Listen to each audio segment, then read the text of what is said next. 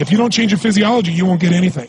So an incantation is not only you speak it, but you embody what you're saying with all the intensity you can. And you do it with enough repetitions that it sticks in your head. Like It's a Small World, now the conversation in your head is always the same and it gives you what you want. So you use your body and your voice. So 17 years ago, I started doing things. I was working for Jim Rohn, this speaker, and I was 17 years old. I had long hair, minestrone soup, acne on my face. And I was trying to call on Bear Stearns type of people and convince them why they should go to this man's seminar and be more successful. I was driving a 1968 Volkswagen that I had earned at $40 a week as a janitor. The only way I did it was park far from the building and then go in, and I love people and I believe, but I put myself in state and I was able to influence people that were far more successful than I was at the time.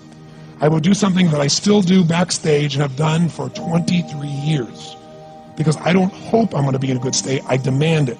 So I do an incantation using my whole body. I'd say, I now command my subconscious mind to direct me in helping as many people as possible alive today to better their lives by giving me the strength, the emotion, the persuasion, the humor, the brevity, whatever it takes to show these people and get these people to change their lives now.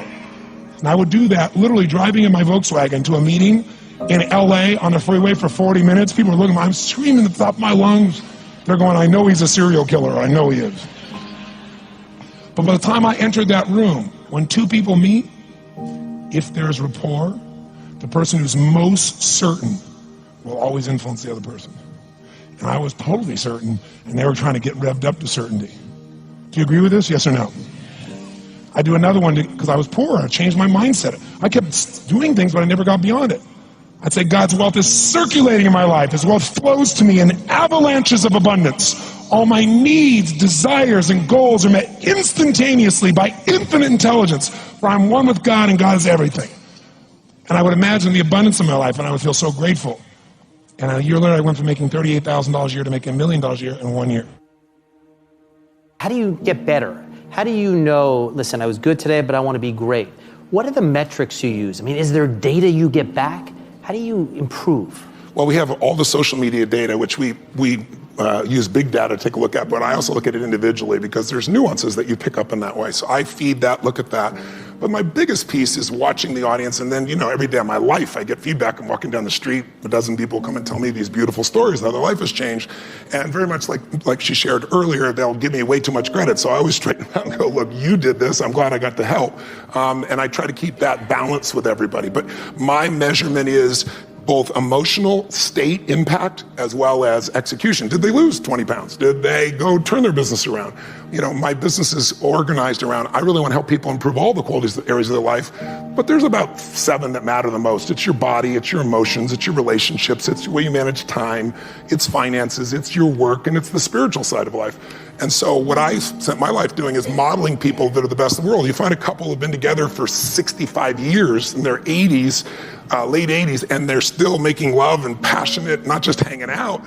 They're not lucky, they're doing something different. So I'm constantly finding those patterns so that hopefully I can compress decades into days. I can learn from those decades of life experience, save it, bring the answer here to myself and others, and see a measurable impact. I've always been the type of person who I thought of myself as resilient, that I could always make my way back. Being stuck in the past it makes it extremely difficult to find your way out. And future thinking for me has always been the way to get over difficult times, to be able to look over the darkness to a potential time of light. Very rarely do I look backwards. I'm always looking forward. When I was 25 or so, I probably weighed about 138 pounds. I smoked like a pack of cigarettes a day. I drank tremendous amount of alcohol. I was from northern Alberta, this rough little town up in northern Alberta called Fairview, and there were long winters there, and my friends were heavy drinkers, and most of them dropped out of school by the time they were 15 or 16, went off to work on the oil rigs, and it was a rough town, and we drank a lot. I started when I was 14, and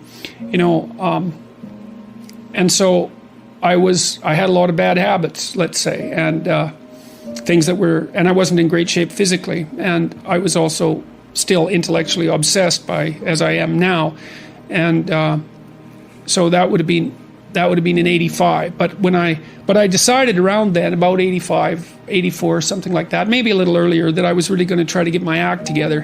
And so I started doing that. First of all, I quit smoking.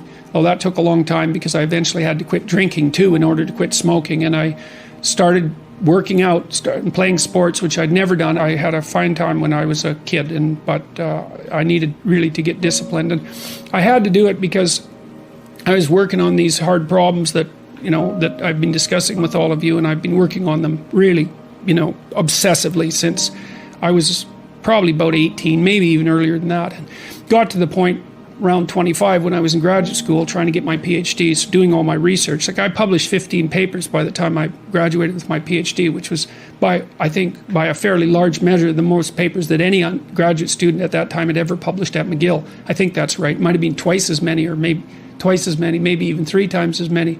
And at the same time, I wrote Maps of Meaning, which was a terribly difficult thing to do, because I was writing about 3 hours a day doing that, and I couldn't do all that and continue with my misbehavior, my sort of, my what would you say, my hedonistic, my massive hedonistic consumption of alcohol and all of that. I just couldn't keep it up, and also work seriously on the issue.